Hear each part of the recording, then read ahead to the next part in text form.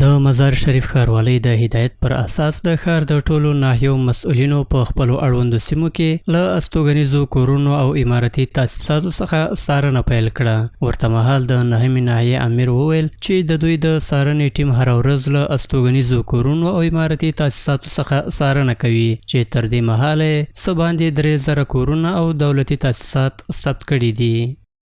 3500 خانه تقریبا رهایشی تجارتی صنعتی تقریبا منازل شدگی ثبت شدگی است. بسته در امارت نایی نهم تقریبا 12,500 خانوار ما د امارت نایی نهم داریم.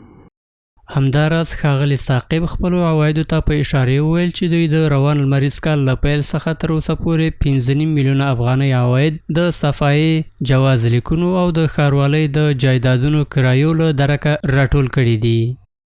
از شروع 14 سدوسی تامیحال الحمدلله عواید ما بسیار زیاد شده گشت. تقریبا 5.5 میلیون عواید ما از بابت صفایی جواز کرای موقت تکس از همی چار منبع عواید ما افزایش پیدا کردگی است که در سیستم IPMS یا در سیستم بانک جمعآوری شدگی است انشالله. د مزار شریف ښاروالۍ د 9مې ناحیې د مسؤلینو له لوري د ورکړل شوو معلوماتو له مخې په یاده ناحیه کې 28 کوڅې څه باندې 14,000 استوګنیز کورونه او عمارتي تاسیسات شتون لري چې له 3000 څخه زیات استوګنیز کورونه د دغه امریت له لوري ثبت شوي دي.